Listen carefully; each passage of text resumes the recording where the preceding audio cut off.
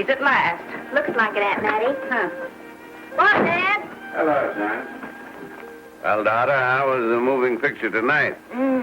Lovely. Mice, that's what it was. Just a lot of mice. There wasn't anybody killed in the whole thing. No, well, then I'll stick to these. These don't talk. And that big cluck Norman Maine was in the picture tonight.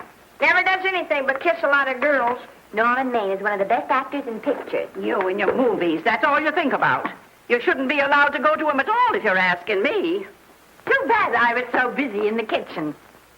I didn't hear anybody asking you. Hello, Granny. Hello, darling. But of course, no one ever listens to me. They do if they're within 10 miles of you. Gadding around picture shows. House all cluttered up with movie magazines. And the other day, I caught her talking to a horse with a Swedish accent. Sis.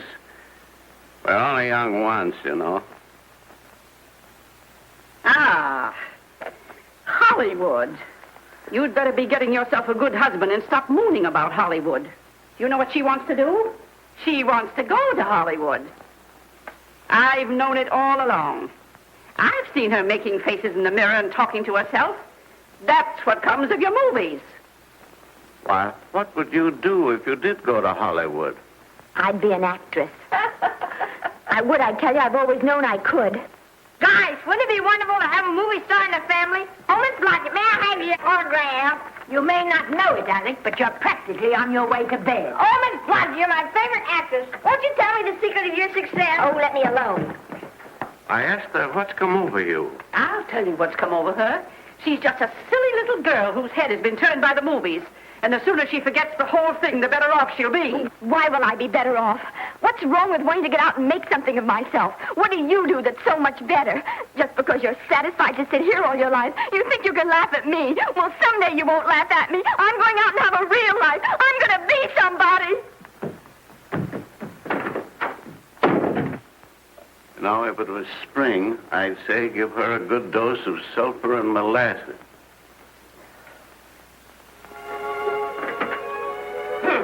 I thought I'd find you.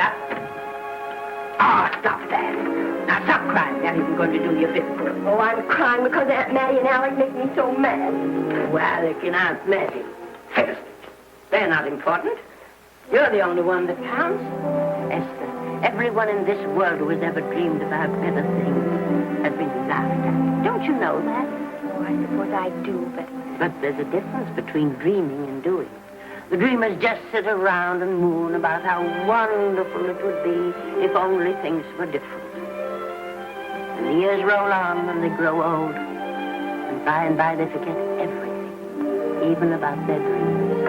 Oh, I don't want to be like that. I want to be somebody. Oh, yes. You want to be somebody. But you want it to be easy. Oh, you modern girls, give me a pain. When I wanted something better, I came across those plains in a prairie schooner with your grandfather. Oh, everyone laughed at us as they did at all the other pioneers. They said this country would never be anything but a wilderness. We didn't believe that. We were going to make a new country. Besides, we wanted to see our dreams come true. Oh, Granny, it must have been wonderful. It was wonderful. But don't you think for one single minute that it was easy, Esther Blodgett? We burned in summer and we froze in winter.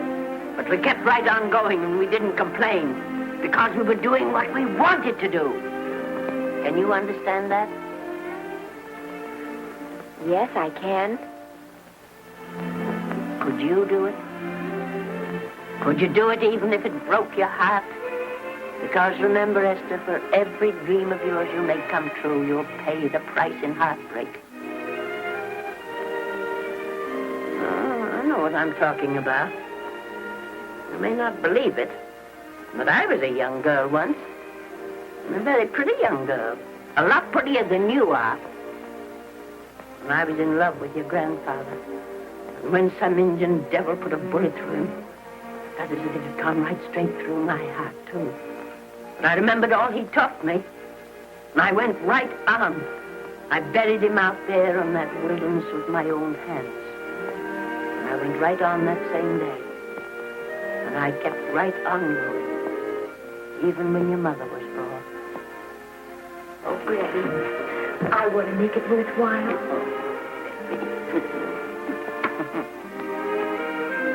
You know, Esther, there'll always be a wilderness to conquer. Maybe Hollywood's your wilderness now. From all I hear, it sounds like it. But if you've got one drop of my blood in your veins, you won't let Mattie or any of her kind break your heart. You'll go right out there and break it yourself. That's your right. Here. Oh, here. Stop that nonsense. Here. Take this and go to your Hollywood. Oh, I can't take your money. Well, why not? It's your savings. Well, I was only saving up for my funeral. Now I don't think I'm ever going to die. Oh, Granny, how can I ever thank you? By giving me your word of honor that you'll never tell a living soul where you got that money. I promise. Remember, if you do, I'll have you arrested for robbing me.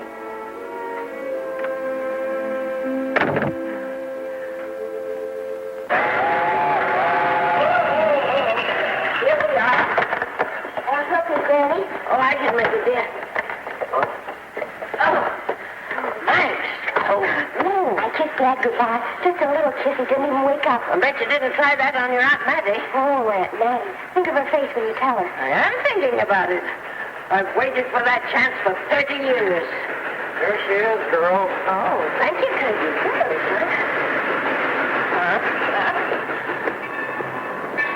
Well, come on. Here's your prairie schooner.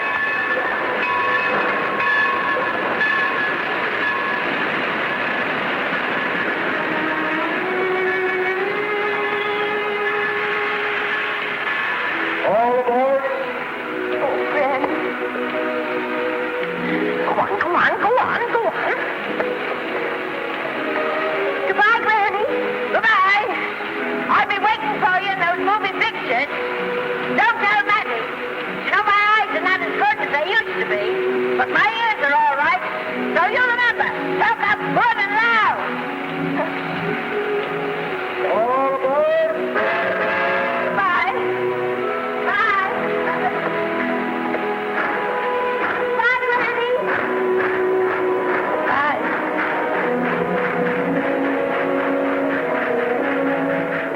You want to go home now? I don't want to, but I will.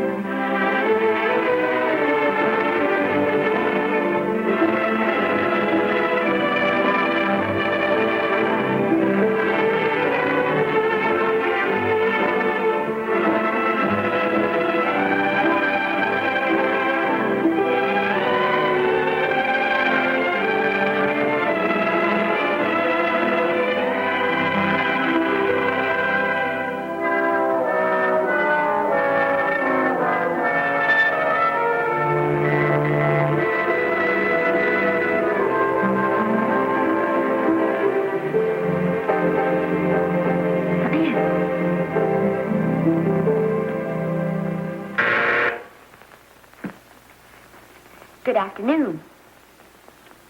Day, week, or month? Well, it's a little hard to say. You see, I'm going into the movies. Well, you better take it for a week. It'll break your jump to Beverly Hills. Are all the studios really near here? All except Gaynor British.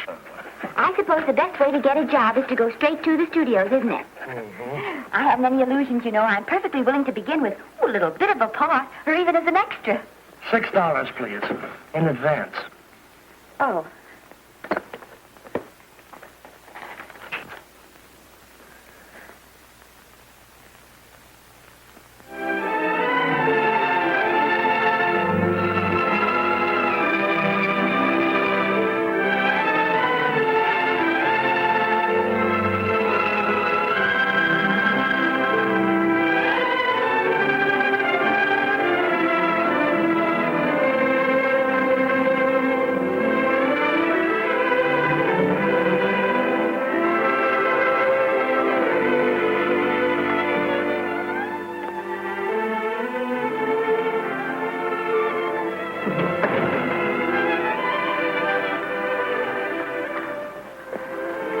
I beg your pardon. I'd like to register for extra work. How long have you been in Hollywood? Well, it's about a month now. We haven't put anyone on our books for over 2 years. Come here. I'd like to show you something.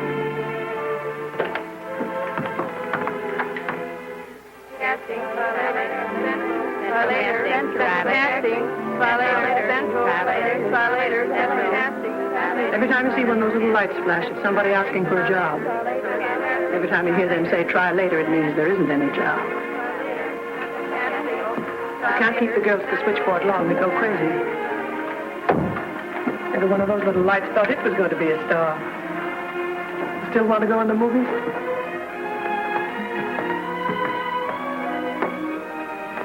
You know what your chances are? 1 in 100,000.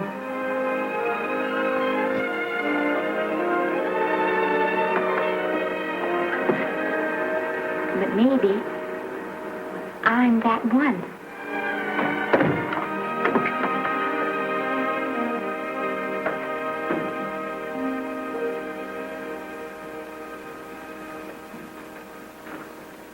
Any phone calls for me, Mr. Randall? Well, no. Jesse Lasky and Sammy Goldwyn must be writing letters instead. How's the luck today? And there wasn't any. Maybe you don't go at it in the right way. Now take Danny McGuire here. He knows the ropes. Don't you, Danny? Sure, I've had him around my neck for years.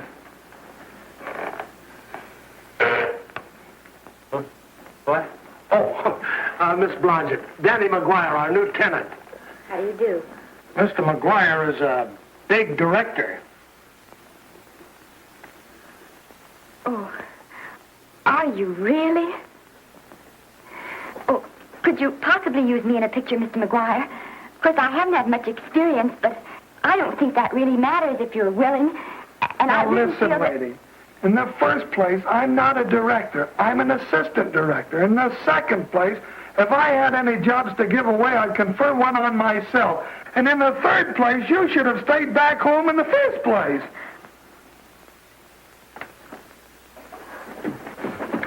Oh, now look what you've done.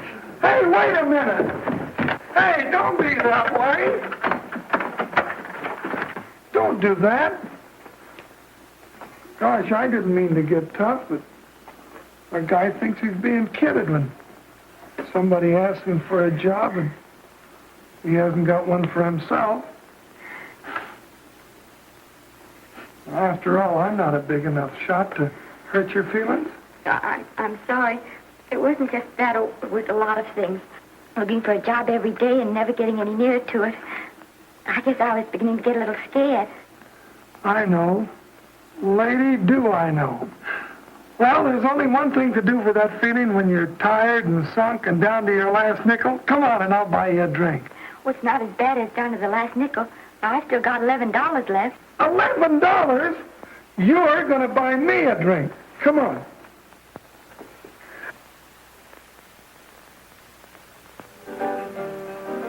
That's right, George. There's nothing like a little rum to take away that milk flavor.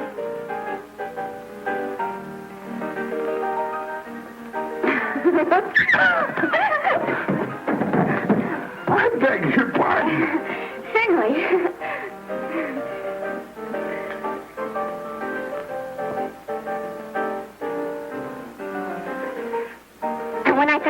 The first thing I'm going to do is see that you direct every picture I'm in. That's my pal. Of course, I'm going to be perfectly nice about it, but I'll just insist. Now, that's the way to talk. Don't let them lick you. Oh, I should say they can't lick me. If they try anything like that, what? I just won't sign. Now, that's right. What have you got to lose? Another one of these and we'll open our own studio.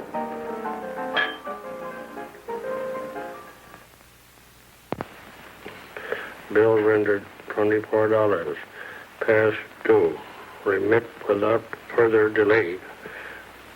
Me.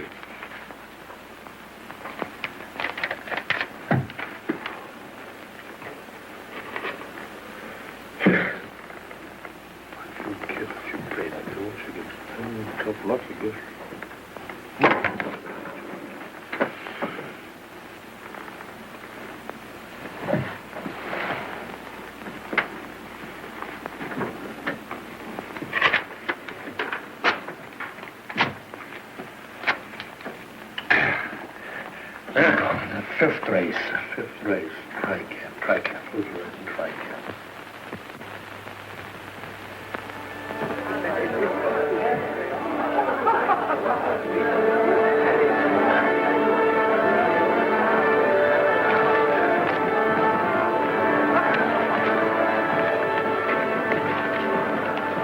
Hey, the program's going to be swell tonight.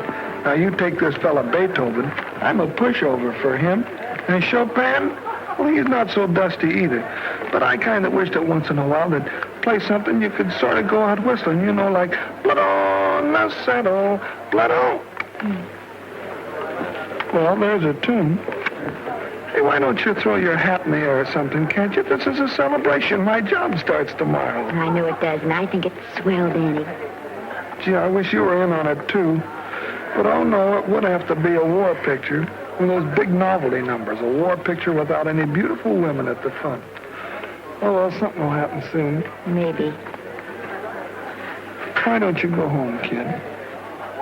Oh, Danny, I can't do that. I came here, and I've got to stay.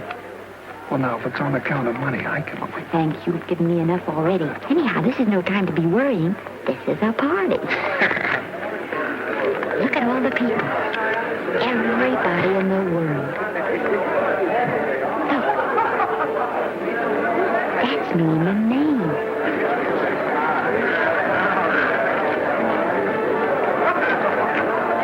And he seems to have had that one extra cocktail.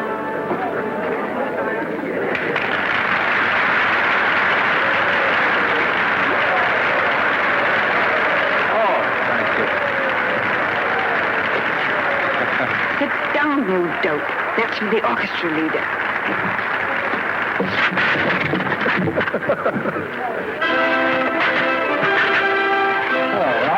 Hello, Norman.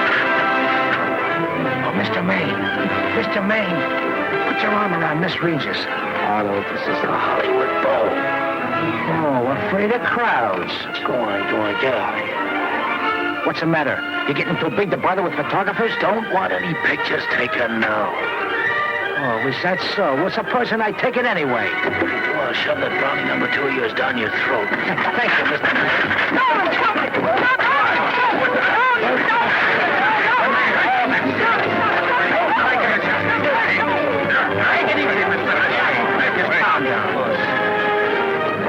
Normie, come back and sit down.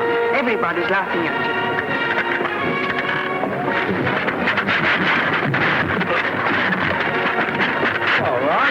Hi, Norman. Is he always like that? Well, I suppose he has to sleep sometime. Oh, and he's so wonderful on the screen.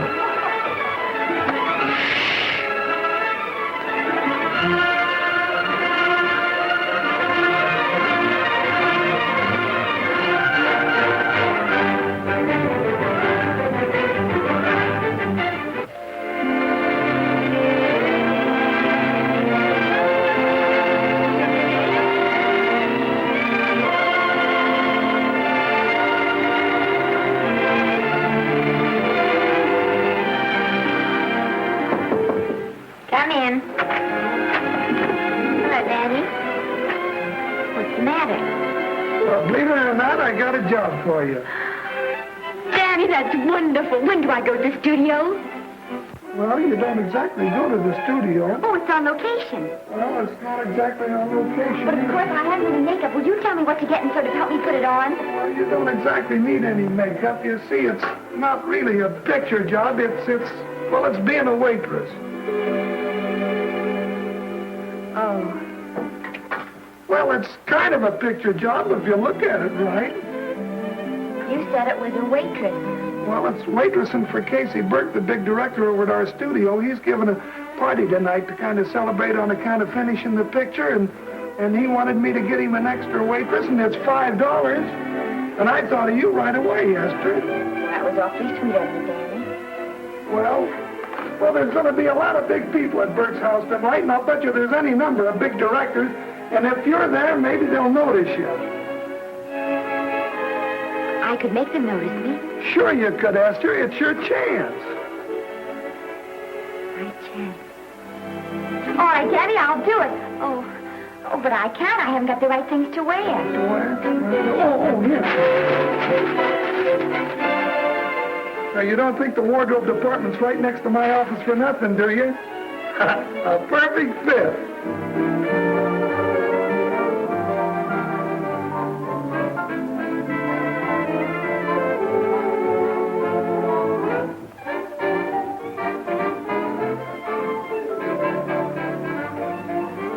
Did you get to the preview last night? I did.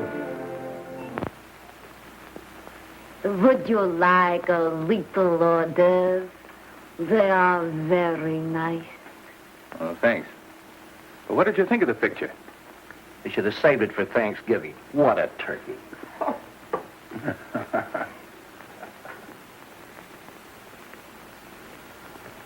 Will you have some hors d'oeuvre? You do like hors d'oeuvre, don't you? I don't think there's anything so enjoyable as hors d'oeuvre before supper, and these are rarely delightful.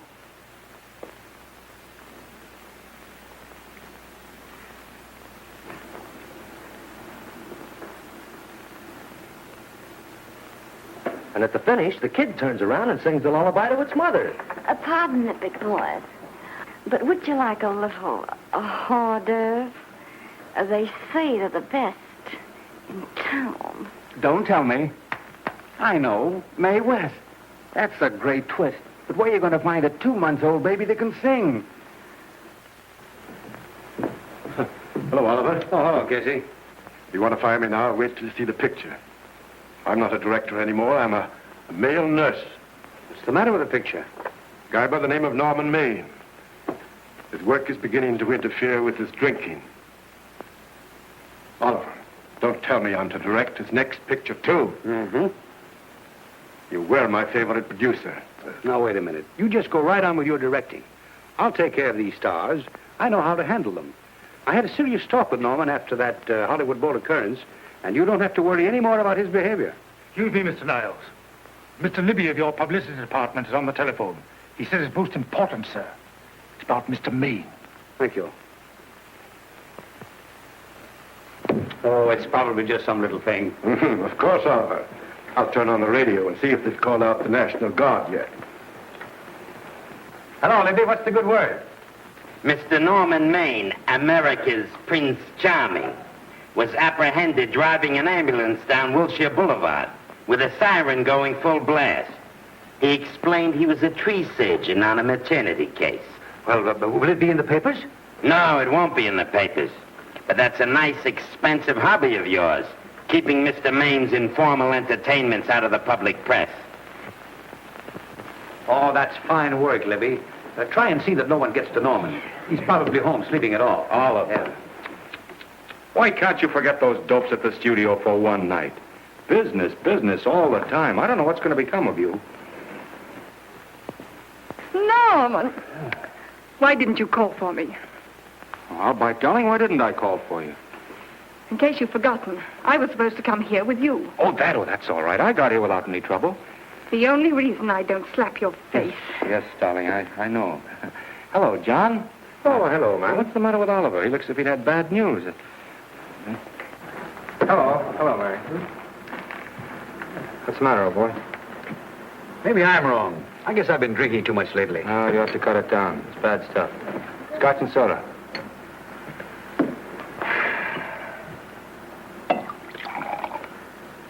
Come on. The word, you know, is pronounced Quinn.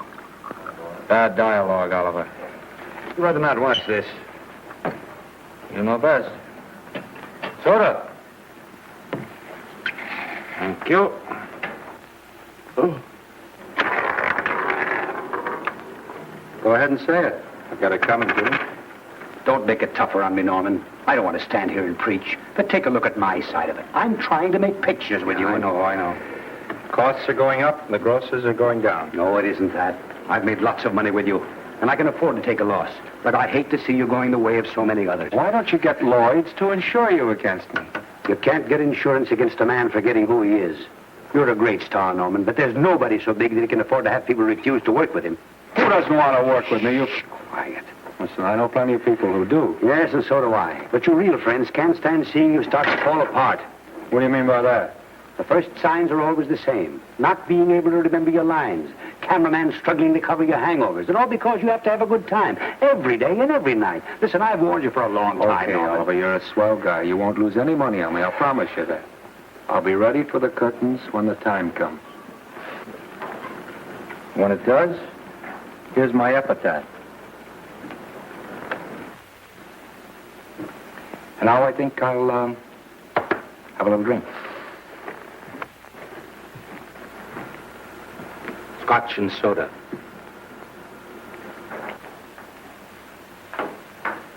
Scotch and soda. Ooh. Come on. A little soda? Caviar? No, thanks. Yes, pardon me. Ah, lovely. No, I mean the caviar. Mm-hmm. No, don't go away. I'm starving. Really. Which would you take? Well, I don't know. You know? I don't know either. It's hard to choose. I think I'll take caviar. Mr. Maine doesn't care for any more. Do you know me? No. No, Normie doesn't care for any more. I think I shall get very drunk indeed.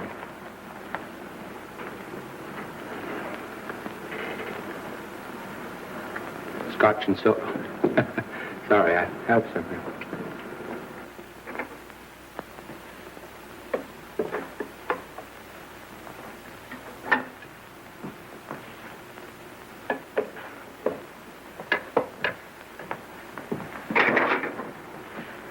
Oh. Mind if I help?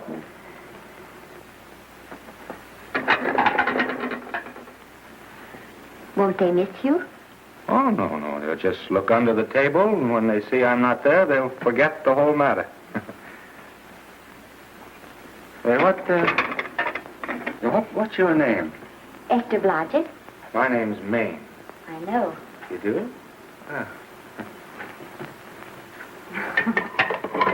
What's so funny? I was just thinking about all your fans and how surprised they'd be to see you here helping me put plates away. Oh, they don't know my finer side. They'd be pretty envious of me, meeting you this way in person. Oh, you do. Well, tell me, are you disappointed? Yes. Oh, now you've done it. Oh, never mind that. That makes the room look lived in. Tell me, why are you disappointed? I was sitting behind you at the Hollywood Bowl the night you didn't want to be photographed. Yeah. I'm told I crept into many a heart that night. Oh, I can never explain this. You know, you have very pretty hair. You'd better get out of here. And a sensitive mouth. And a charming little Precisely why are you here instead of with the rest of the guests? I'm just trying to be helpful. I see. Are you sure there's no other attraction? Well, it might be that my old mania for putting plates away is coming back on me. It's rather odd. I always know where I can find you if there's a pretty girl around. It's not only odd, it's embarrassing. You're being deliberately insulting, Norman. I put up with this long enough. Dear, don't lose your temper. Remember, we must try to keep the voice low. I know you'll excuse us if we go on with our work.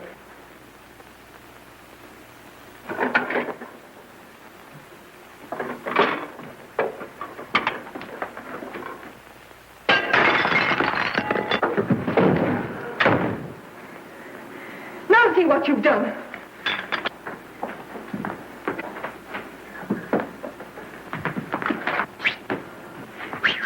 Come here. Help me up. Are you hurt? No more than usual. Come on, the wolves are on us. We gotta get out of here. Oh, I can't. The dishes aren't finished. Oh, yes, they are.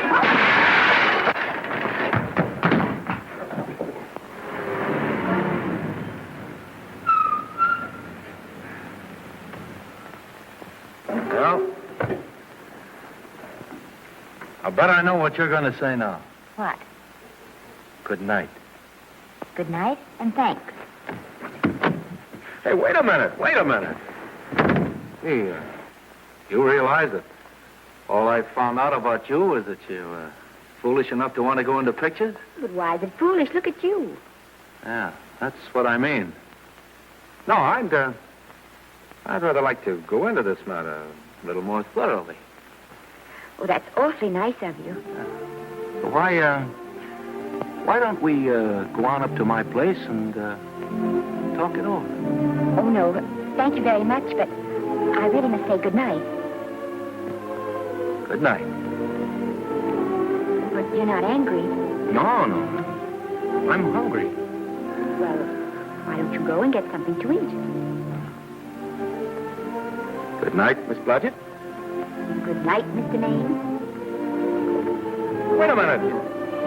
Peter, the least I can do is just see you to your door. Will I see you again? I hope so. Has anyone ever told you that you're lovely? Well, now you know. Thank you.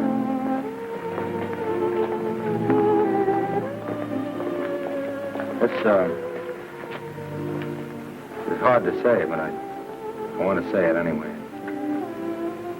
You know, on the screen, in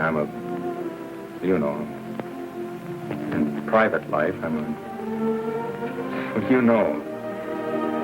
But whatever I do, I still respect lovely things. And you're lovely. You understand? Yes, I think I do. And it isn't that bump on the head that's doing this. Well, I'm glad.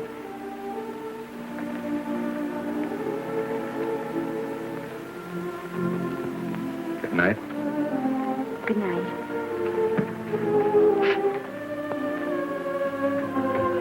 Hey! You mind if I take just one more look?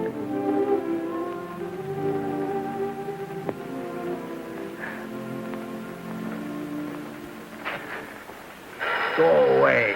Quite impossible. I wouldn't even consider it. No.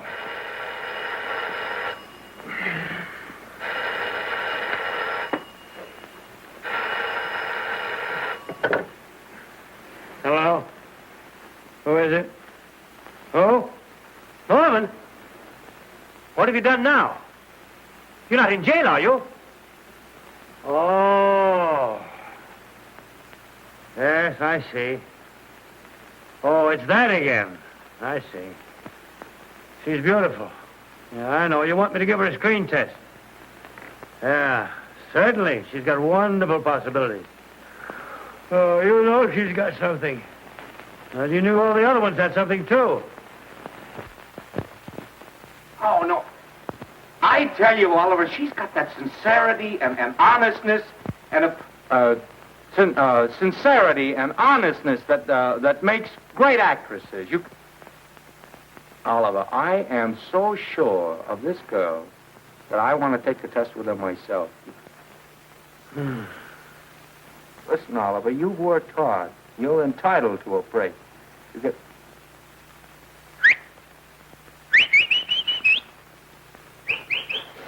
Yes, I heard you. Anything. Yes. Yeah. Oliver, look. You try to get a little sleep now, old man.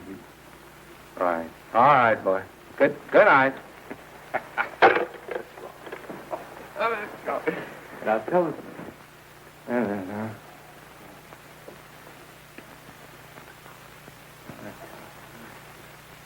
Telephone book. Telephone book. What is it? Telephone. Hey, Olive, telephone book. Over here.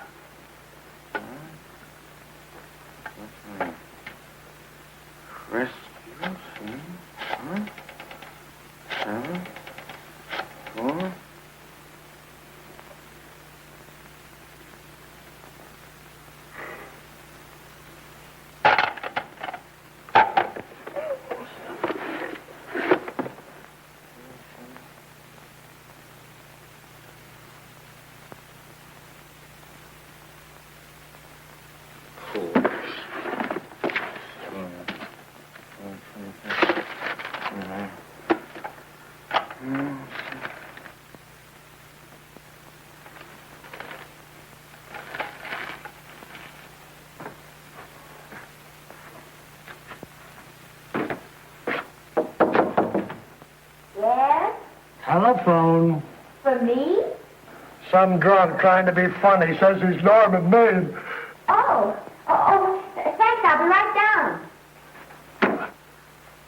And Miss Blodgett, would you give him a message for me? Tell him it's 3 o'clock in the morning!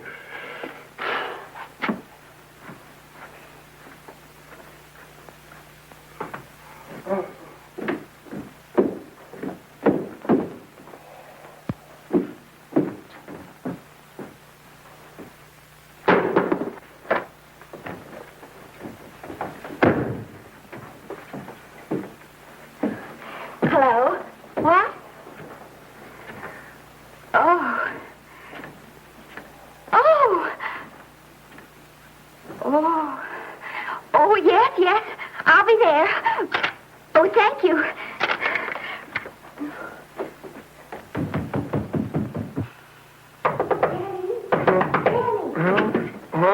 Daddy, what do you think? I'm going to take a test tomorrow, and Norman Maine's helping me do it. I'm taking one, too. Garble's assisting me.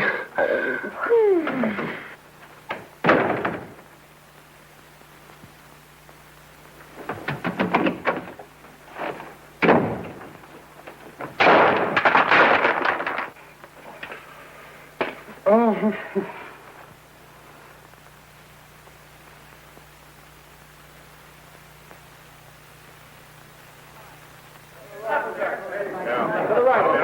Move that gobo in. We're just still coming out broad. No, the Yankee. Is this right too hot for you, Hanley? Okay, but cut down on the back way. Put a double on that 90. Bring it down a little. That's it. Now pull it. Pull down on that 150. We're ready to take him. Get pulled down on that 150. Okay.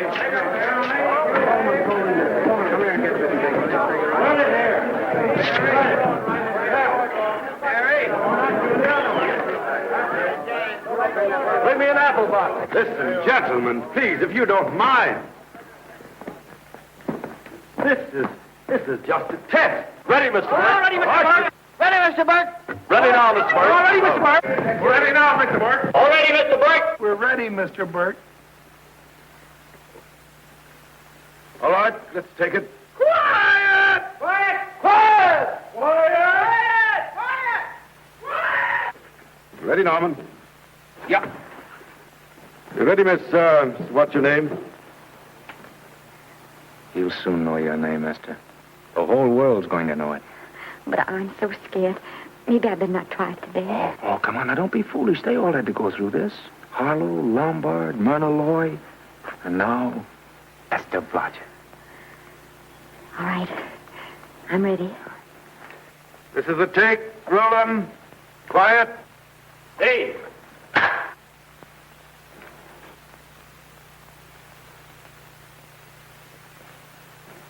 I may as well tell you that my whole organization thinks I've gone a little nuts to sign you. Well, maybe they're right. I've been nuts before.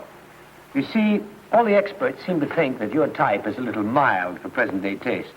But I rather believe that tastes change, like eyebrows. And I think that also, like eyebrows, tastes are going back to the natural. You look like a nice girl. I think I'm going to like you. That's not important. I think the public will like you. That is important. Oh, yes. I see what you mean. I mean, I know it is. Only don't think it's going to be easy.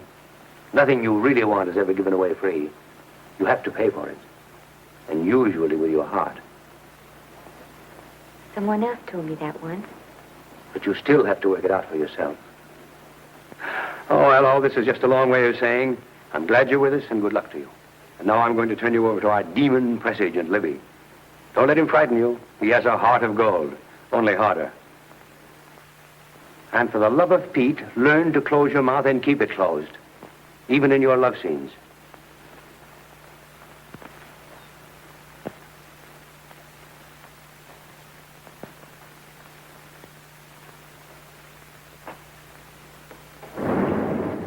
Are you a Russian?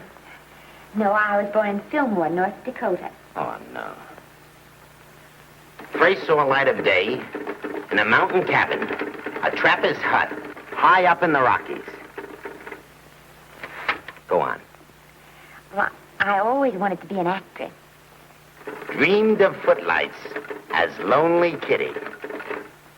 Are you sure there's no Russian in your family? Positive. That's a shame. Well, what does your father do? He's a farmer. Social registerite father. Fed up with hypocrisies of 400, sought wilderness for consolation. There, amidst the mountain flowers, he raised another blossom. His lovely little daughter. What's your name? Esther Victoria Blodgett.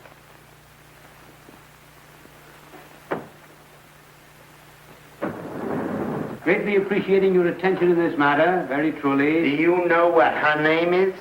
Esther Victoria Blodgett. Hey, we'll have to do something about that right away.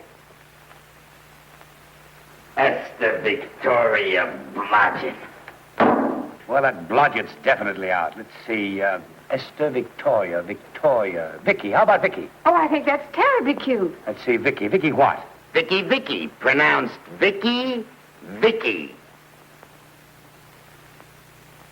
See, Esther, Besta, Sester, Desta, Festa. Oh, that's very pretty. Jester, Hester, Desta, Lester. Vicki Lester. Oh, I like that. Say it. Vicki Lester. Say it again. Vicki Lester. Say it again. Vicki Lester. Say it. Vicky Lester. Say Vicki Lester. Vicki Lester. Vicki Lester. Vicki Lester. Vicky Lester. Flash. Oliver Nile Studio discovers new starlet, a Cinderella of the Rockies. Her name is Vicki Lester. Those who have peeked tell me she couldn't be more divoon. The face of an angel and such natural talents. Her voice is a symphony. Her very walk, they tell me, is enough to drive men mad. Not that way. Get the lead out of your feet. Lift them up.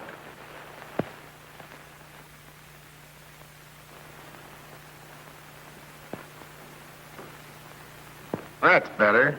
It's terrible, but it's better. The quality of mercy is not strained. It droppeth as the gentle rain from heaven. Cease.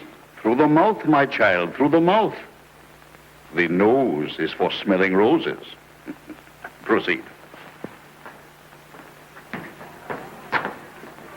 Does she have to look surprised all the time?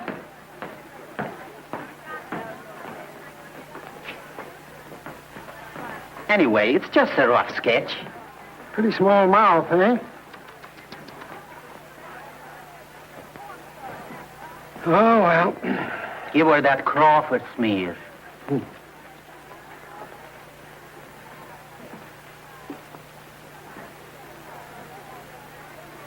This'll give her that Dietrich. Yeah.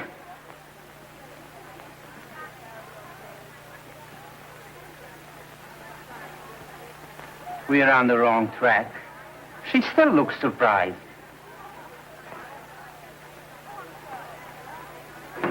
Listen, dress people. We're shooting on the set this morning, not in the commissary. Now, come on, snap into it. Acme Trucking Company? No. Mr. Smith is not in.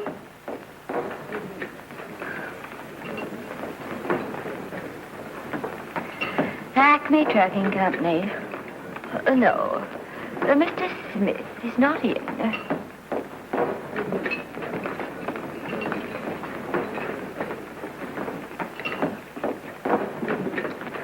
Good morning. What can I bring you, Mr. Maine? That just shows how long you've been here. Naval bless you. How soon are you and I going to be married, huh? I don't know. You'll have to ask my mother.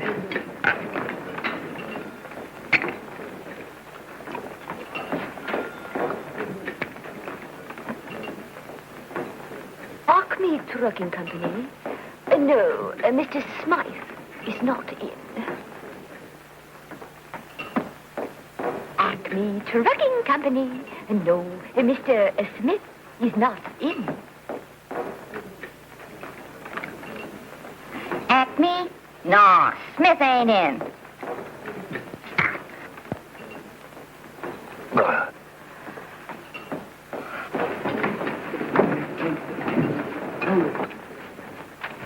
Acme Trucking Company? I'd like to speak to Mr. Smith, please. Mr. Smith is not... Oh, Norman. What's all this between you and Smith? I've got a part. It's only one line, but it's in the picture. It's ambition that made you break that date with me last night. Well, I had to be here so early this morning, and So did I. I had to stay up all night to make it. you've started your picture, haven't you? No, we're still in the testing stage. You can't seem to get the right girl for the lead. Gee, you'd think with all the girls there are that... Yeah, I know, but this one's got to be different. She's got to be little and cute and sweet and intelligent.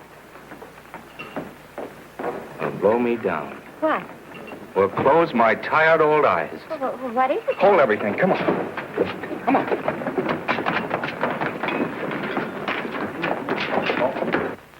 Had you been through the whole casting directory? I'll work day and night, Mr. Niles. And I'll work with her, Oliver. I can be mean or nasty or anything you want, Mr. Niles. If she clicks, Oliver, you've got a star overnight. Okay.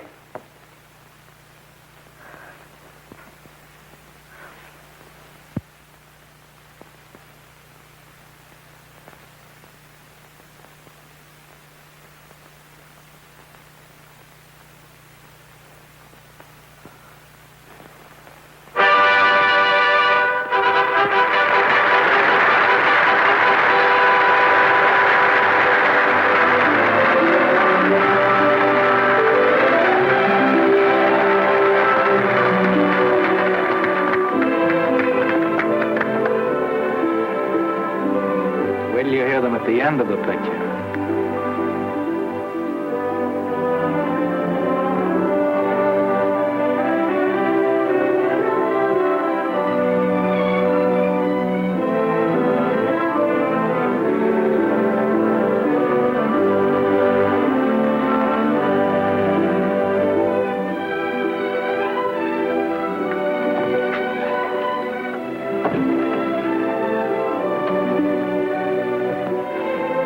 Do you think we were noticed? By no one. They're much too busy playing at croquet. I've loved you all my life. But we only met 2 days ago. That's when my life began.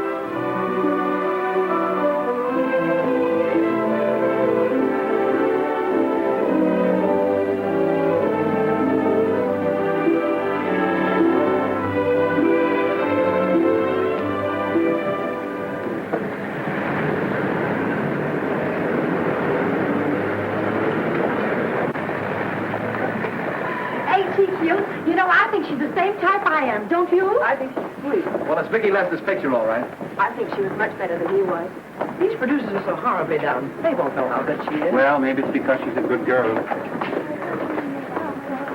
No, Maine's not so bad, but it's Vicki Lester that we go to see. Isn't she, darling? I think she's the most precious little thing I've ever seen. It's a knockout, Libby. You might mention that when you write your review. That Lester kid's a gold mine. Didn't you like Norman Maine? Was he in it? Libby, I'm afraid we have another hit. It's in the bag, neatly tied up with beautiful pink ribbons. Hey, where are Norman and Vicki? I don't know. I thought you had them. I wish they'd come. We're having a party at the Trocadero. Isn't it thrilling running away from people? Norman, it's so exciting, So new. A star is born. Come on, run.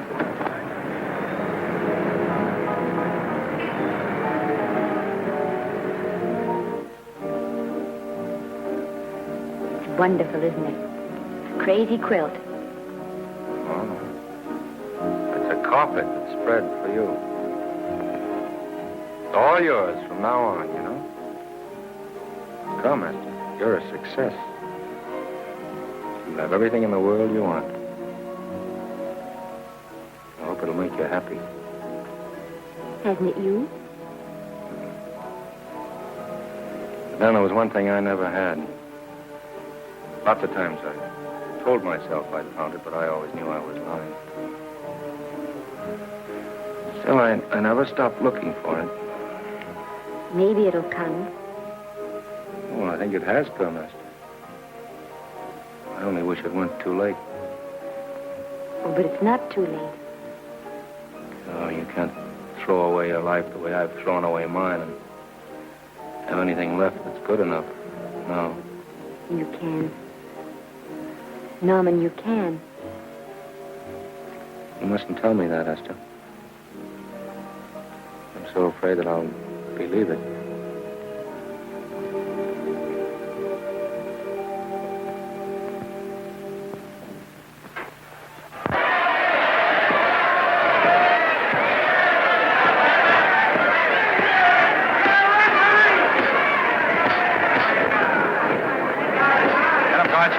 Shoot your right.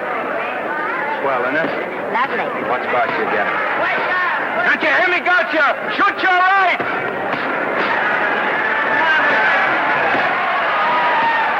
He's down! Gotcha got him! Gotcha got him! He did, didn't he? Yeah, but he'll be up, though. You like it? Sure I did. You like me? Sure I did. That reminds me. Will you marry me? No, thank you. Come on, Gotcha, finish him. Why won't you marry him? Wasn't that dependable? Hey, shoot your right! Throw away your money? Break him up in there, break him up. Drink so much. Well, suppose I quit drinking. Yes? Come on, Gotcha, shoot the right in there, the right! Suppose I save my money. Yes? There he goes, let him have it! Suppose I became absolutely dependable on all occasions. Yes?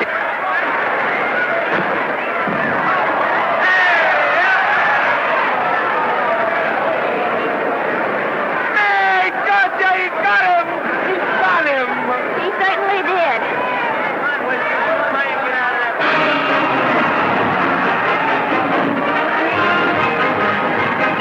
Gee, that's a beautiful fight.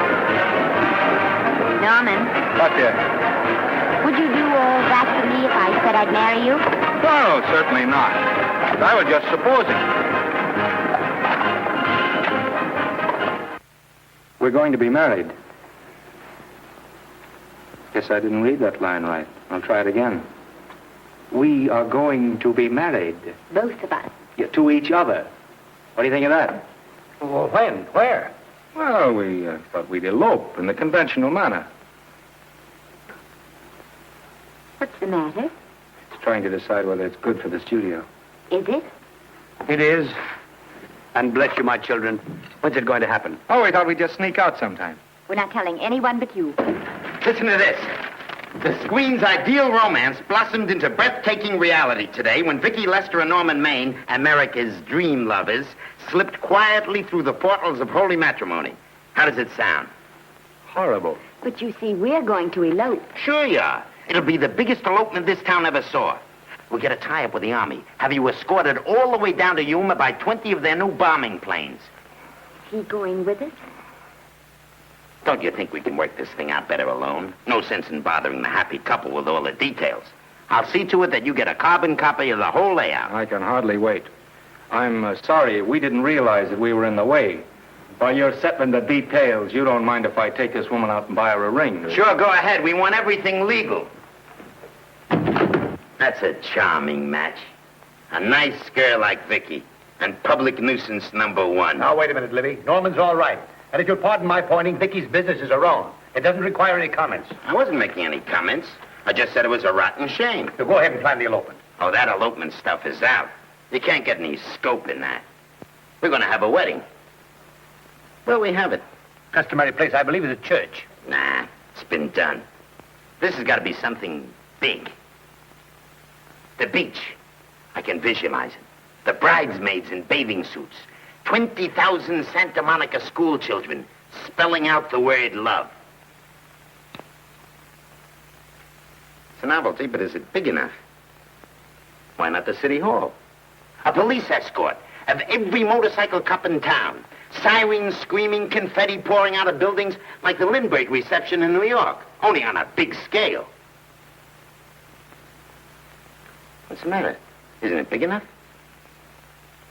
And now if any man can show just cause why these two may not be lawfully joined together, let him now speak or else hereafter forever hold his peace.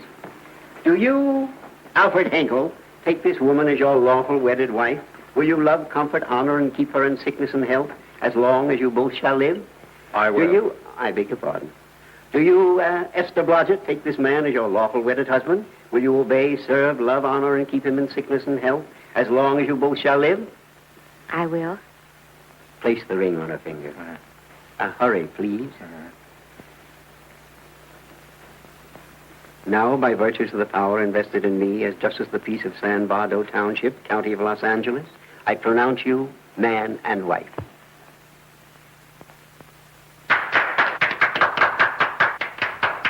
Quiet! And now I must exercise my prerogative of office. I hope you will be very happy, Mrs. Hinkle. Thank you.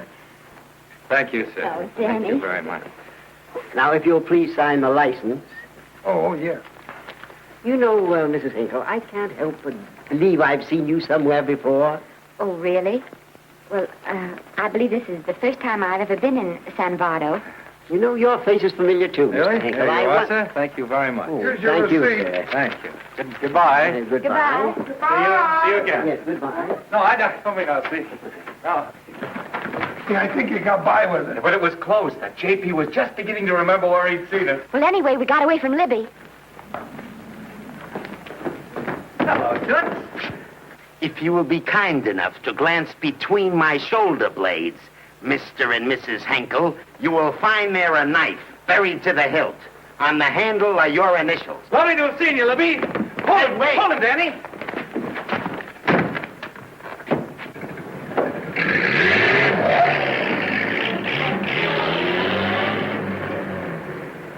There go a couple of rats I raised from mice.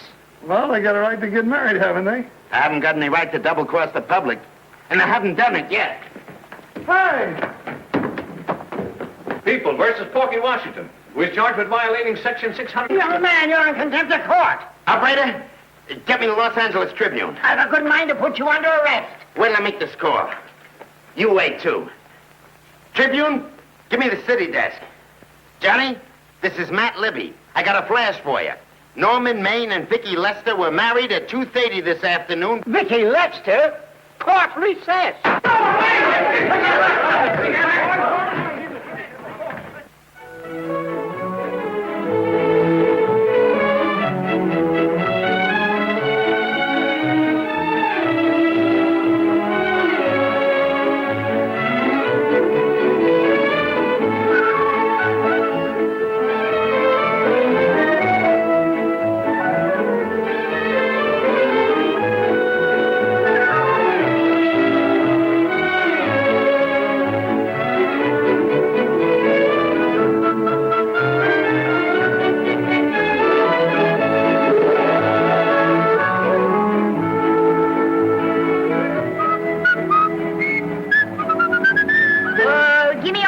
a great big horse, a great big buckaroo, and let me wahoo, wahoo, wahoo!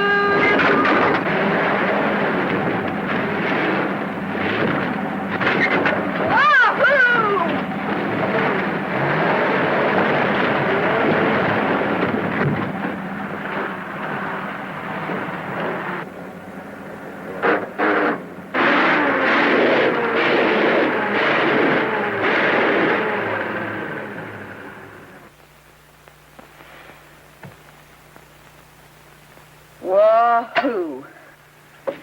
Hey, Wahoo. I don't want to sound immodest, but I think I've stripped a gear. Well, sit down, won't you, and let's get acquainted. We'll probably be seeing quite a bit of each other from now on. Well, might just as well break the ice now as later.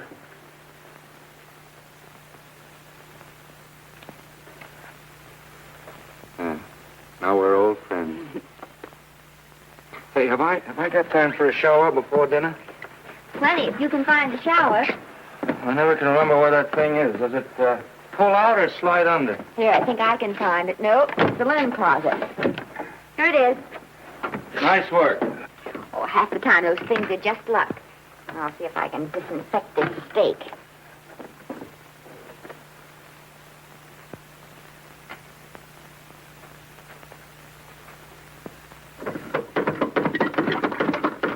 Hey, Esther, there's no soap. Here. Thank you. Oh, and Esther. Yes, dear? I'll need a washcloth, please. Oh. How you fix the cigarette? You know I never smoke underwater. Well, what do I do to make this thing work? Pull that gadget at the top and pray for rain. Well, I can't reach it. I can't get my hands up. If you've gone in there with your arms down, you'll never get your bath. Unless you're a contortionist. Yeah, well, I'm not a contortionist, and don't throw that up to me now. You knew it when you married me. Will you close this door, please?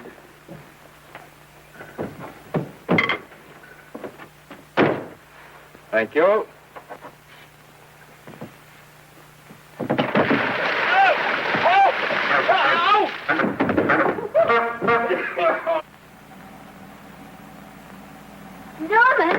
Norman, here comes the car. You got it? Huh? Here, quick. Quick what? Quick, go out and stop them and ask for help. Oh, I'll catch cold. Oh, you'll get warm again. Yeah, don't you? They'll recognize me. Now, if you keep your face down, go on. There may not be another car for a week. Well, Howdy, partner. Howdy. Stuck? Yeah, how'd you guess it? Can you get us some help? Well, I reckon not. You know, it's a long way to town. We're pretty busy down at the place. Well, I got to get out of here. I've got my wife with me. Does she like the country? No, and we're short of food. There's a lot of game in them woods.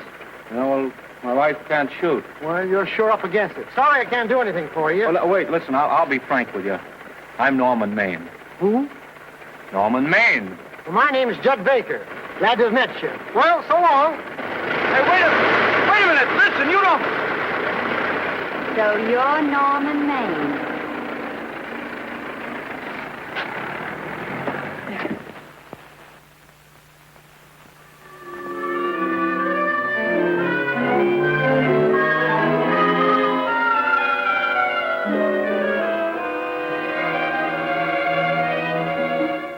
I got my prestige to look out for.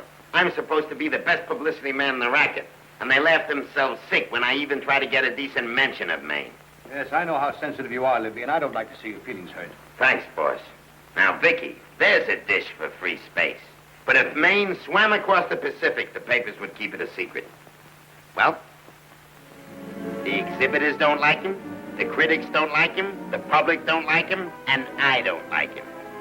Who likes him?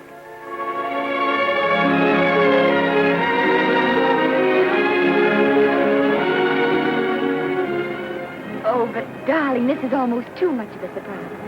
And there I was in my touching innocence, thinking we were going to live at the beach house. Oh, we'll still keep the place at Malibu.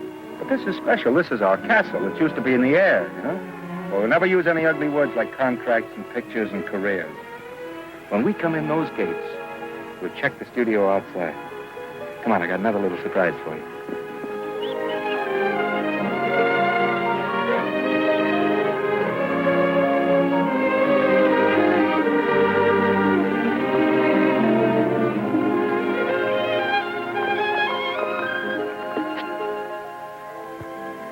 Oh, Norman, it's lovely. So are you lovely. The whole world's lovely. Hey, hold it!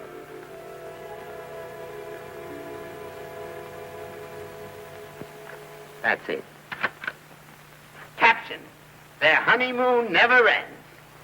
All right, let's get some pictures. Now, if the bride will sit here and the groom stand behind her, we'll have something unique. Now let's go after something different. You sit down and she'll stand up. Pretty radical, isn't it? Yeah, but in a nice way. Okay, Otto, fire. Caption: Their honeymoon begins anew. Ah, the producer. Caption: Their honeymoon ceases abruptly. Hello, Oliver, glad to see you. Norman, I'm glad you're back. Thank you. Vicki, how well you're looking. Hello, Oliver. Am I interrupting? Yes, thank you. Just want a couple more pictures. That's enough of both of them. What they're asking for is exclusives of Miss Lester. Alone. Oh, I see. Well, come on, Oliver, let you and me get exclusive. See you later, Vicki. Oh, don't worry, Otto. My camera smashing days are over. They ain't your only days that are over. Oh, hold that, Miss Lester. Gorgeous. Well, Oliver, how's the dividend situation? Very pleasant. I think we'll show $2 million on the next quarter. Oh, smart move of mine to sell my stock, eh? Oh, well, when you need money, you need it. Well, some people save up for just such an event. You know, there's bound to be a rainy day occasionally. Yeah, but as a citizen of California, I've always refused to admit that. Yes, I know, but still it does rain. Well, anyway, you can thank me for some of those dividends of yours. Mm-hmm. Oh, can't you? Oh, sure. That was a little too quick, Oliver. Matter, the Enchanted Hour was a smash hit, wasn't it? Well, it made Vicki a star overnight. Yes, it should have. What about me? Oh, let's talk about business at the office, Norman. Beautiful pool you have here. Beautiful. Oh, now let's talk about it here. Didn't they like me? Well, maybe the pot wasn't just right. That was the best part of the year. Look, Oliver, you think I'm slipping? Can you take it? Yeah, go ahead. The tense is wrong. You're not slipping. You've slipped. Oh, my fan mail's still big. Norman. Fans will write to anybody for a photograph. It only costs 3 cents for a stamp, and that makes photographs cheaper than wallpaper. But every 25 cents they pay for a theater ticket buys them the right to be a critic. And your last few performances, Norman, have not pleased your critics.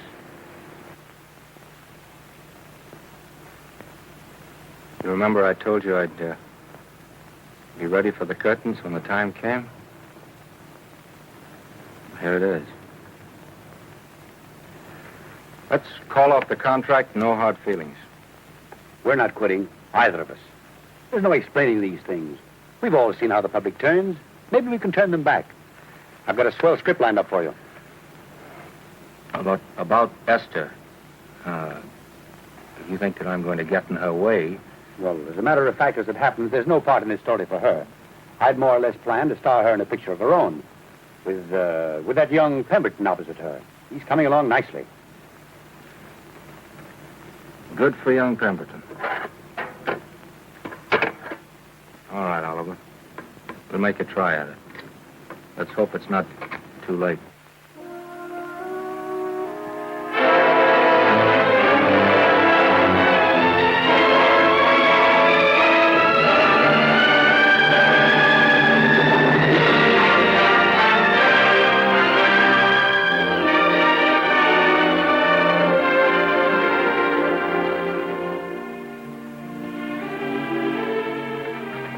No argument. I'll buy those. Huh. The screen's most finished actor. I'll say he's finished. He keeps them away in droves.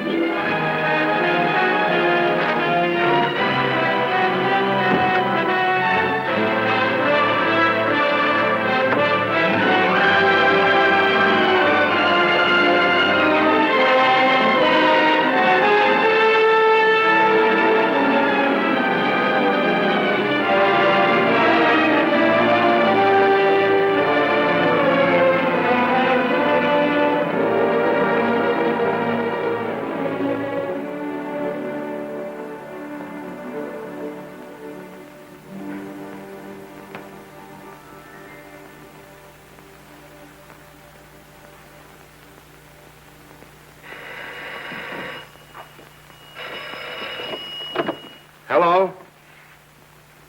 No, Miss Lester isn't home as yet. No, I'm not the butler. But I can take a message just as well as he can, honest.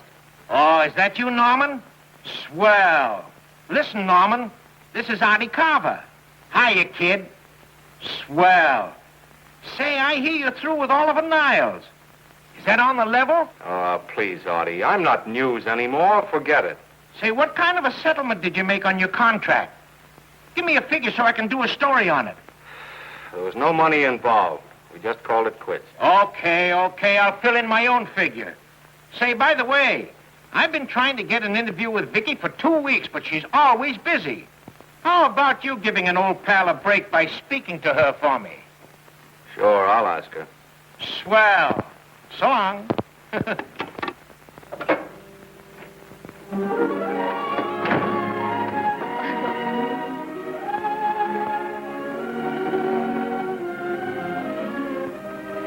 I didn't mean to be late, darling, but Casey wanted... All right. You're here now. What's new today? Nothing. Haven't been out of the house. Let's go somewhere tonight. No. You're tired. We'll stay in. I'm not tired, really. Oh, yes, you are. You've got a hard day ahead of you. Anyway, I see so little of you, I'd like to have you to myself. Oh, but it's the servants' night out. We haven't any... Yes, we have. I fixed a little snack with my own lily white hands. I'm learning to cook in my spare time. Then I think I'll marry you. I get it. You want to make an honest cook of me. Comes in on wheels in this joint.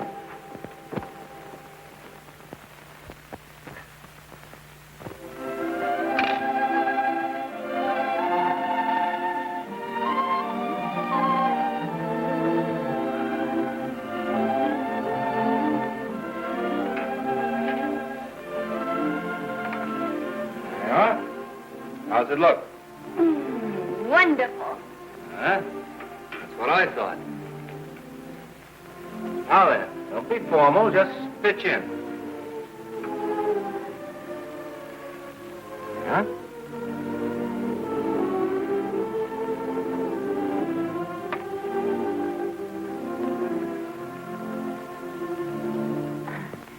I'm afraid my mouth's not quite big enough. I'll measure it next time and make them to size. A little hard to lift, too. In fact, I think I'll take those measurements right now.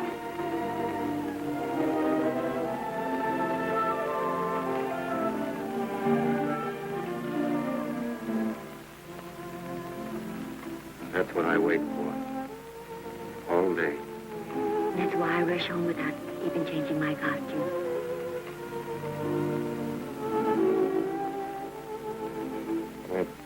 We're forgetting that we're hungry.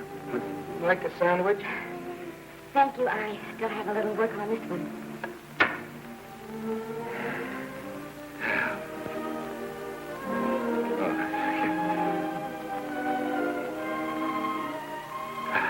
Norman, will you unhook my dress? I can't breathe. Mm-hmm. You know, all the time I thought it was the kiss that made you breathless. A lot of hooks. Uh-huh. Why don't you have a zipper? That's a good idea. You better? Yes.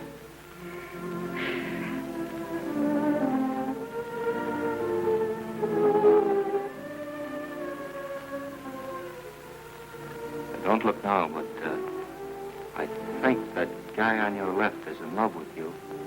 I hope so.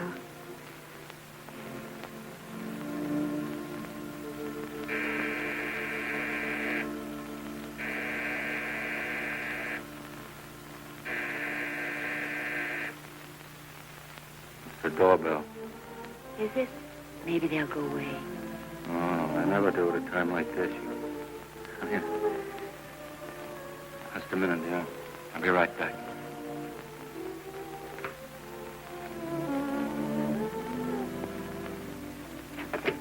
Does Vicki Lester live here? Yes. I got a package for her.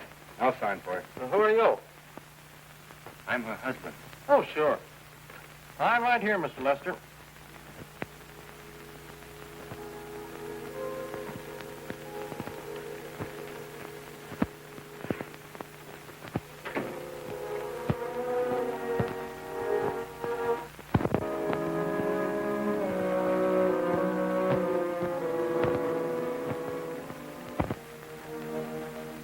package for you. Oh, by the way, I forgot to tell you, they want you for a benefit at the Shrine Auditorium next Wednesday night. I told them I'd ask you. And, Oh, darling, I don't want to hear about that now. well, you better wait till I finish before I forget them all. The Academy dinner secretary phoned. She wants to know if you want a table reserved for you. Oh, yes, Artie Carver called and asked if I'd use my influence with you to get him an interview. I told him I'd try. That was all, I think. Oh, Norman, let's don't talk about those things now. We're forgetting the wonderful food you prepared. Well, I'm not very hungry now. I think I'll fix me a little drink. No.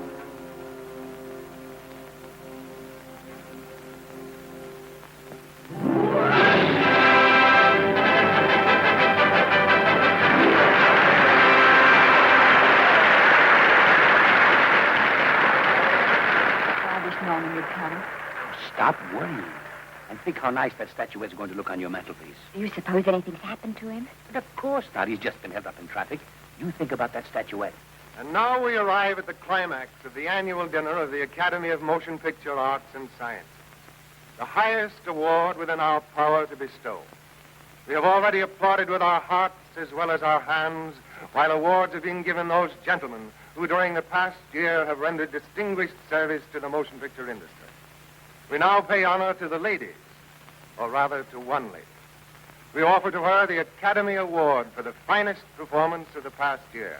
She has already had the world's acclaim, but this is the tribute of her fellow workers, the men and women of this industry.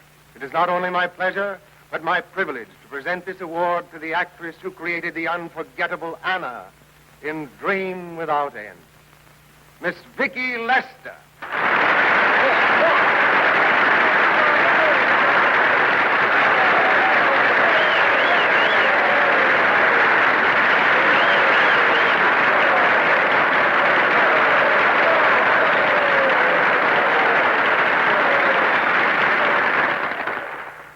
What more can we say, Miss Lester? This says it all for us.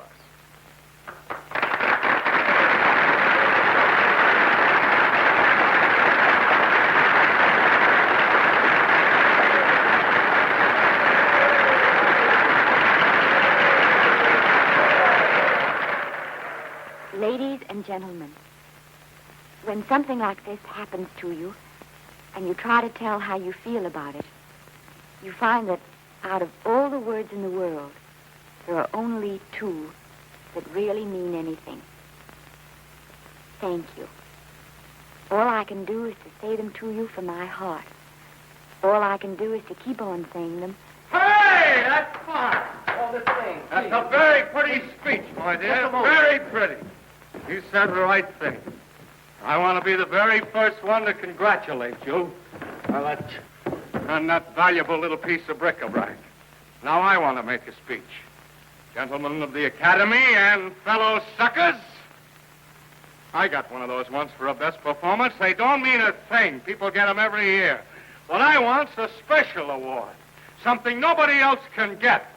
I want a statue for the worst performance of the year. In fact, I want 3 statues for the 3 worst performances of the year, because I've earned them. And every single one of you that saw those last masterpieces of mine knows that I've earned them. Libby, start the music. What I'm here to find out is, do I get them or do I get them? Now answer yes or no.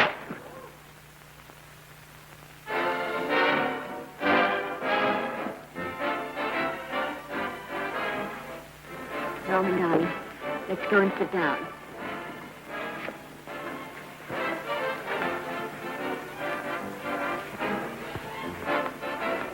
Come on, Norman, sit to that. That's for you, Norman.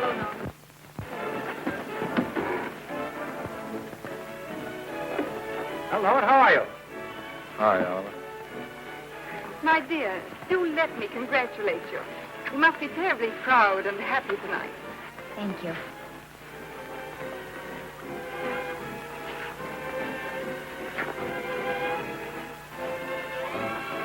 Somebody give me a drink.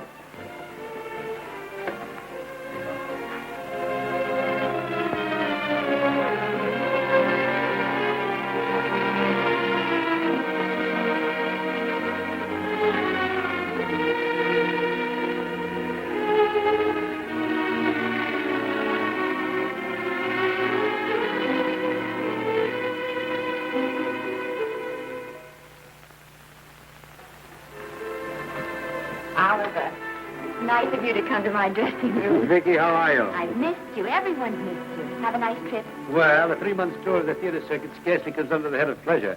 But the way they're screaming for your pictures all over the country. Miss Lester, if I may talk shop, you are a knockout. Thank you. It's good to hear that. You've been crying. A little. How's Norman?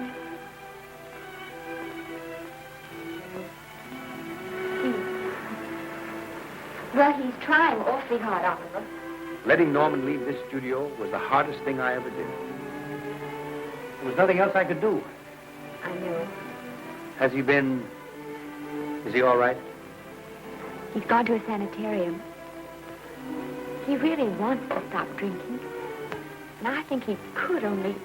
Well, perhaps if he could start working again, there would be some encouragement. Oh, Oliver, could you do that?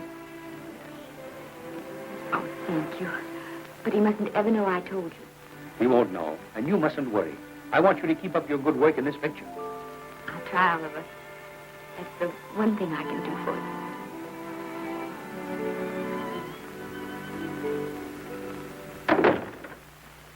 If you'll just sit here, Mr. Niles, I'll have Mr. Maine brought down. Thank you. Brought down.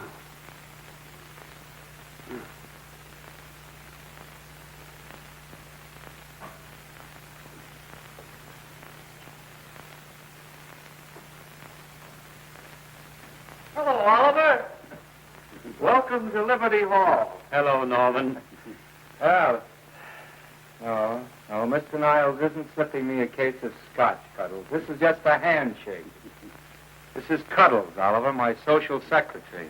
We go everywhere together. How are you feeling, Norman? Fine. Getting along remarkably well, Cuddles tells me. He says you ought to see some of the boys. Let's sit down. Cuddles, we really don't need you. Touching, isn't it? Can't bear to have me out of his sight. Are you comfortable here, Norman? Comfortable. It's positively luxurious. They even have iron bars in the windows to keep out the draft. How much longer are you going to be here? Oh, well, I'm really cured now. I'm just staying on for an extra week or two to get in good shape, you know. After all, there's no particular hurry to return to the cameras. That's what I wanted to talk to you about. I've got a script with a fine part for you in it. Gee, Oliver, that's great. That's great. Who plays opposite me? Well, it is not exactly the lead. Young Pemberton's doing that. But I tell you frankly, I consider your part better than the lead. Oh, I see. It's better than the lead. Well, of course, it isn't terribly long. But it's one of those parts that makes an impression on you. They'll be thinking about you all through the picture. Mm-hmm. Well, the thing is, Oliver, I'm pretty well set at another studio. I'm not at liberty at the moment to tell you which one. You know yourself how those things are. Of course. But it's a big picture. It's one of the biggest of the year. And the part. Every actor in Hollywood would give his teeth to play. Well, that's fine, Norman. Naturally, that will tie you up for a while. But we won't get to this picture for some time. And perhaps, if you want to consider it for later on, well, I'll tell you, Oliver, you'd better not count on it. See, I've got several pictures lined up after this one, and they're talking to me about England. You know, they're doing some very interesting things over there, you know. Mm-hmm. Hey. What is it, Cuddles? Speak right out. We all love you. For dinner. Oh, here we dine at 5:30 here. Makes the nights longer. Well, goodbye, Norman. I'm glad to see you getting along so well. Be out in no time. I'll have to introduce myself all over to a lot of people. They won't know me when I'm not drinking. Goodbye. Goodbye, Norman. Thanks for dropping in. Yeah. Well, Cuddles? Alone at last, eh?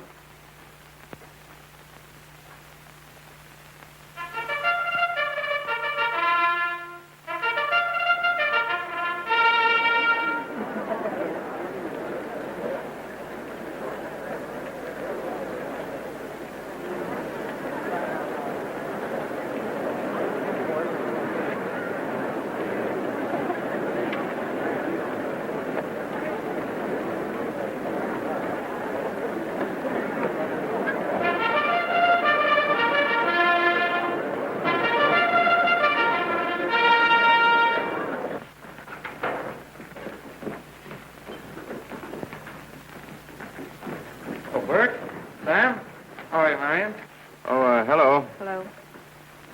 Hello, Normie. Glad to see you. How I hate to run into these has-beens. They give me the creeps. Me too. He was good while he had it. And he had it quite a while. Hello? Hello, Mr. Maine. I haven't seen you in a long time. Oh, I've been resting. Ginger ale, please. Ginger ale and what? Ginger ale and ginger ale. A new leaf? A whole new book. Thank you. Scotch straight. Hello, Libby. Why, it's Mr. America of yesteryear. Do they let you wander about now without a keeper? Oh, sure. I'm a trustee now. Didn't expect to find you at Santa Anita. What do they do with the actors while you're away? Oh, they cut them into slices and fry them with eggs.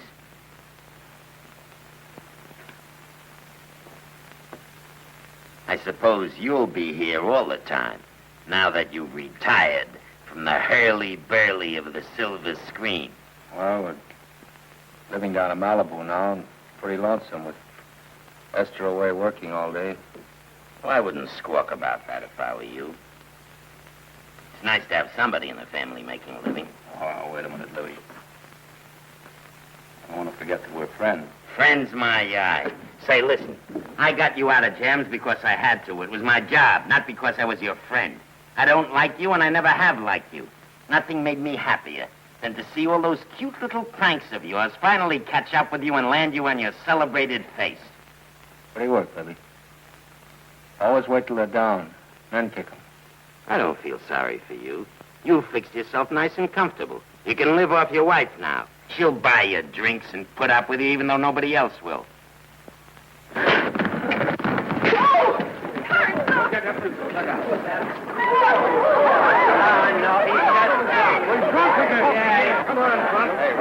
a minute. Come on outside for you, wise guy. I'm Norman Maine. Oh, that's not my fault. Oh, don't bother to toss him out. He's harmless. All right, Mr. Libby, if you say so. Sure, let him go. What can he do? He can't fight any better than he can act.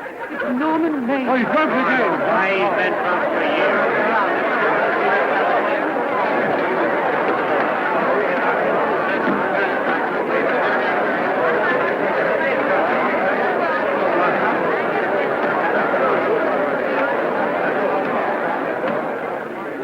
Give me a scotch.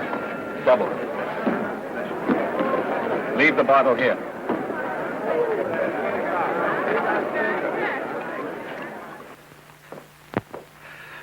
Vicki, you'll be ill. Why don't you try to get a little sleep? But he's been gone 4 days. 4 days and not a word.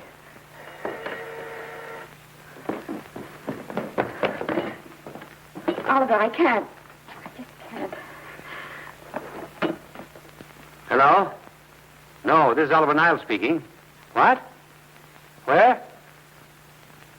Thank you. What is it? Nothing. Oliver, tell me. He's in the night court. He's been arrested on a drunk charge. Now, he's all right. He isn't hurt. I'm going right down and get him out. I'm going with you. Vicky, it isn't any place for you, and if it gets in the papers, What there'll do be... I care about the papers? I'm going with you.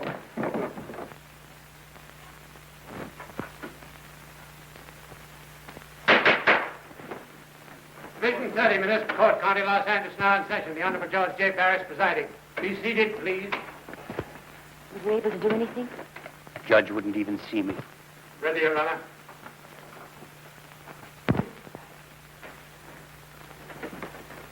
I want to advise you that you're entitled to be represented by counsel, to be confronted by the witnesses that may testify against you, to compel witnesses to attend on your behalf to a public and speedy trial by the court or by a jury, and the right to be admitted to bail. Call the first five. Gregory, Hale, Haynes, Rodriguez, Johnson. Come on, boys, get in. Go ahead. Move along. William Gregory. Plain drunk, picked up at 5th in town. Asleep in the gutter. 14 similar offenses in the past 6 months. Still at it, Gregory. How do you plead? I don't feel so good. I didn't ask you how you feel. I asked you how you plead. Guilty, I guess. When did you get out the last time? Just before Christmas. Well, I'm sorry you'll have to miss New Year's. You'll be out in time for Washington's birthday, 60 days. Milton Rails. Plain drunk, picked up on Brooklyn Avenue, given treatment at receiving hospital, then removed to jail. How old are you, Rails? 17, sir. Did you take a good look at those men in the cell with you last night? Yes, sir. And have you taken a good look at yourself this morning? Oh, no, sir. I suggest that you do. $5 or 2 days. Sentence suspended. Oh, Judge. Alfred Henkel, more commonly known as Norman Maine. Drunk and disorderly. Cracked car into tree at Sunset and Coronado. Evidently been drinking for days. Resisted arrest and injured one of the arresting officers. How do you plead? Guilty. You're Norman Maine, the actor, aren't you? You've come pretty low, haven't you? There isn't a man here who's had the advantages that you've had. Look what you've done with them. You're nothing but an irresponsible drunk, driving about the streets with the power to inflict death or injury on innocent people. I think you'd better deny you that power for a while. 90 days in the city jail. Please wait.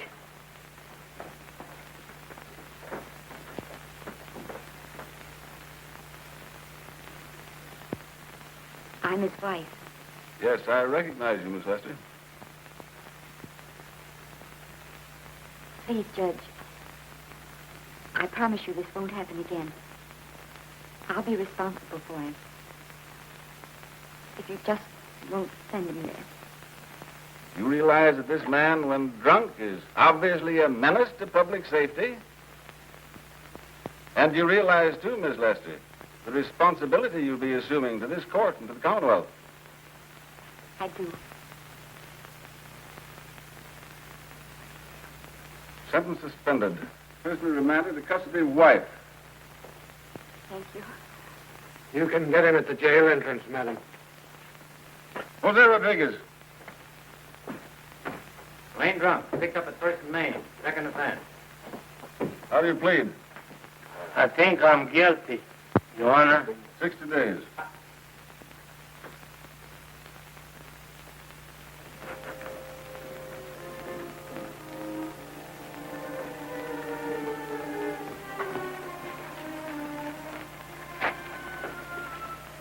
Yeah, I'm so tired. Hold it, Mr. Maine. The picture. Oh, no. What about a statement for the press? Oh, no, please.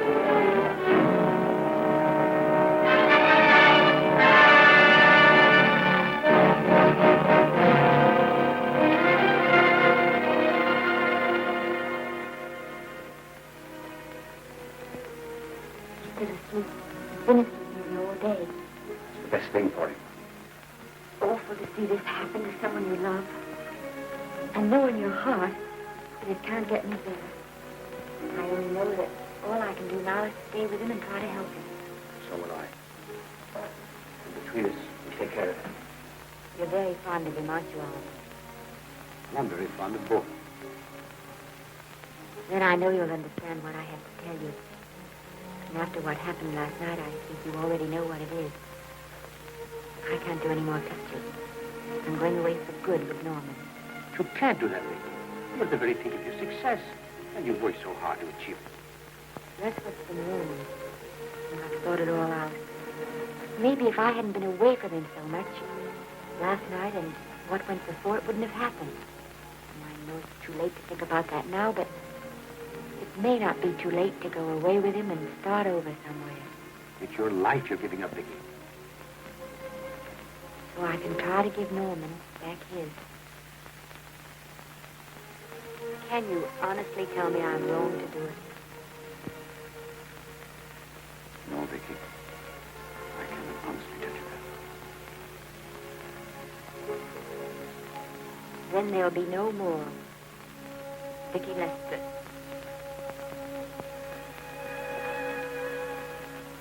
Come on, walk to the door with me.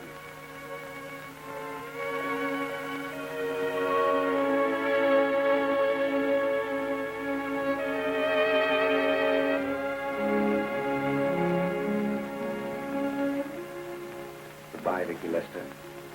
You were a grand girl. Good luck, Mrs. Norman Maine.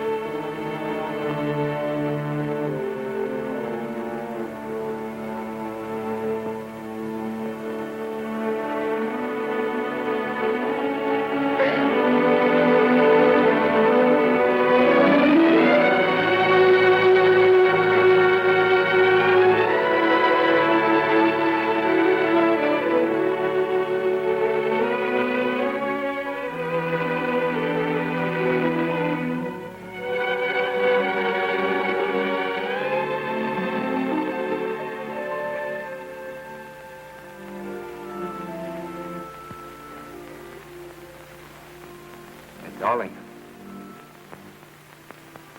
this is Maine coming in to apologize again. Oh, I'm sorry, dear, but it isn't you.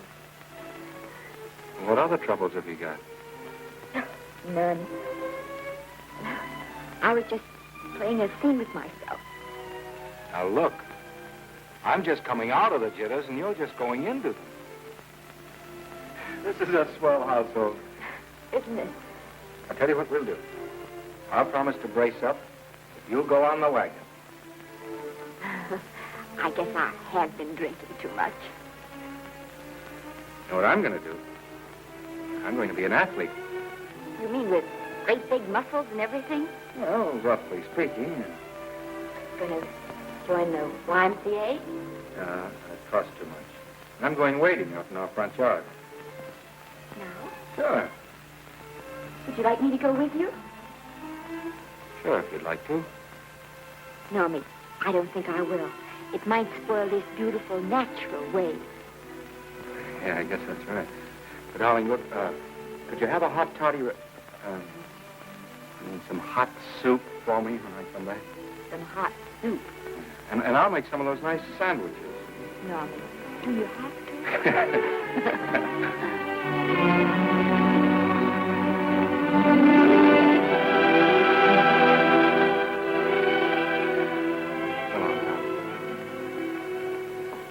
I don't stay in too long.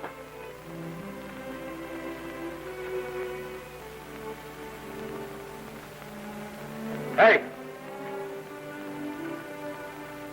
Mind if I take just one more look?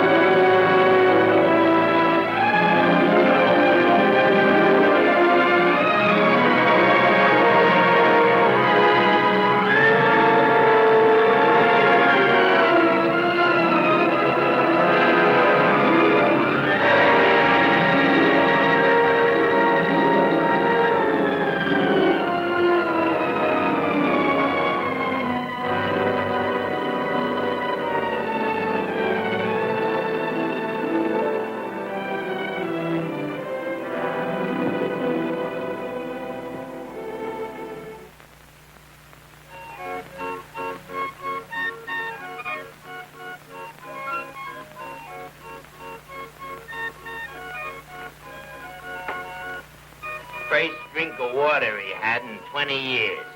And then he had to get it by accident. Pardon. How do you wire congratulations to the Pacific Ocean?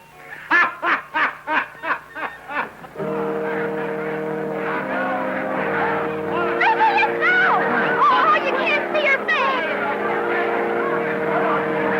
Hello, Vicki.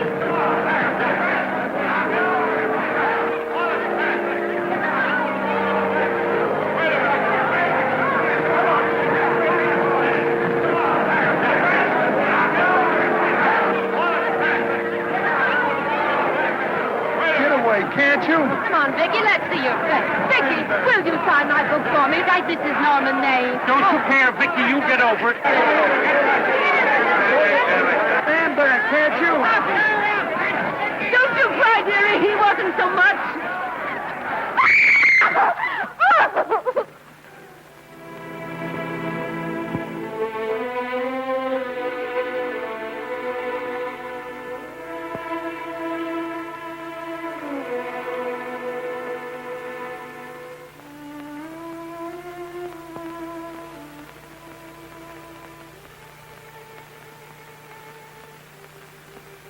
Do you mind if I take just one more look?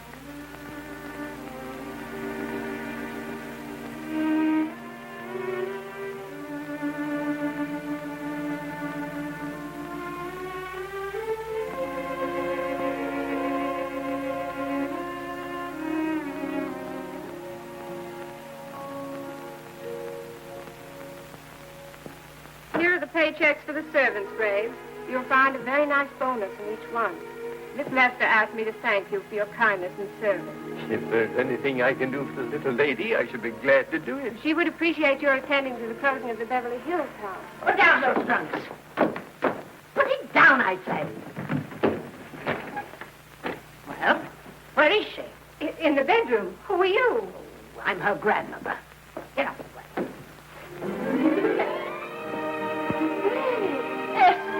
Granny, darling. Oh, I'm so glad to see you. What made you come? Oh, I know when I'm needed. Now get out of here. Go on. Get out of here, all of you. I want to talk to my granddaughter alone.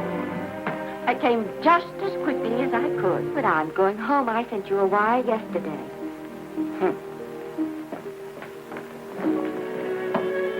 Sit down. Is it true that you're going to quit the movies? I never want to hear them again. What are you running away from, little girl? I'm not running away. It's just that I can't go on. My heart isn't in it anymore. Once I told you, if you get what you want, you have to give your heart in exchange. And you said you were willing. Do you remember?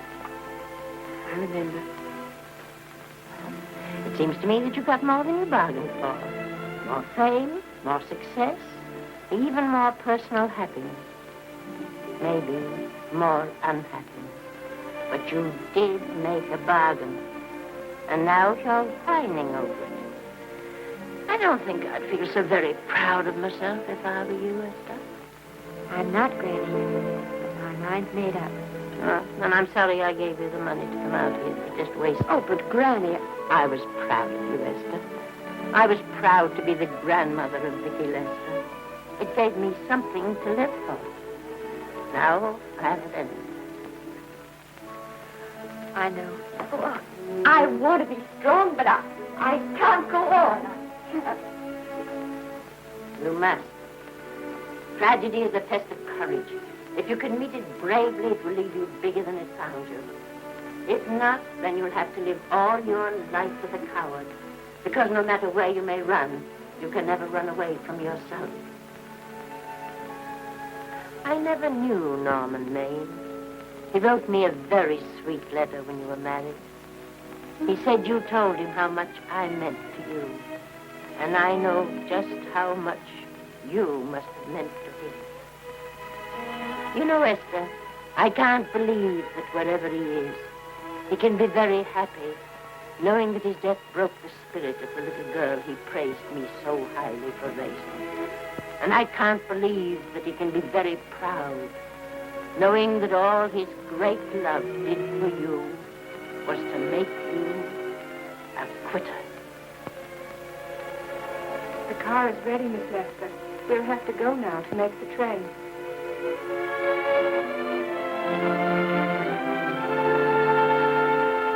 Put the car back in the garage.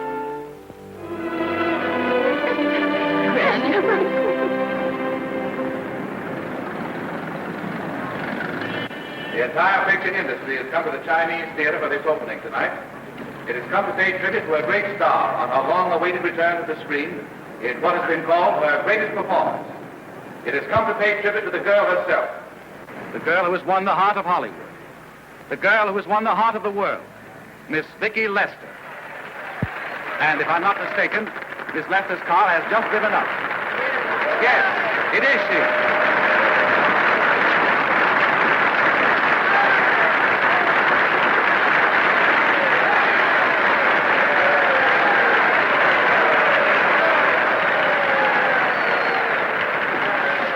This doesn't scare you too much. I scare very slowly, young man. 6 o'clock, folks, please.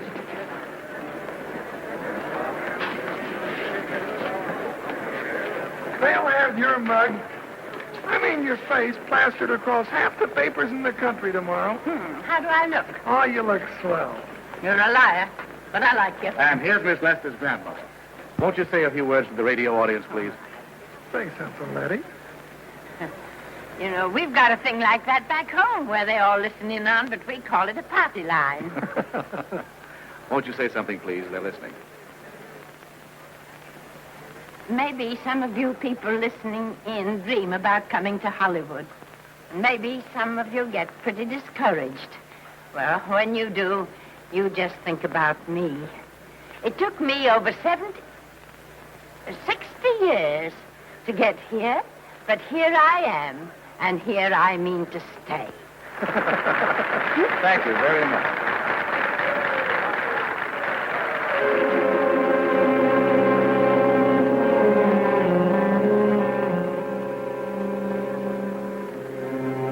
Miss Lester.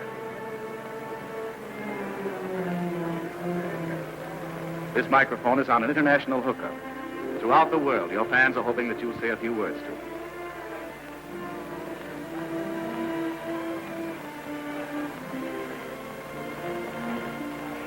Hello, everybody. This is Mrs. Norman Maine.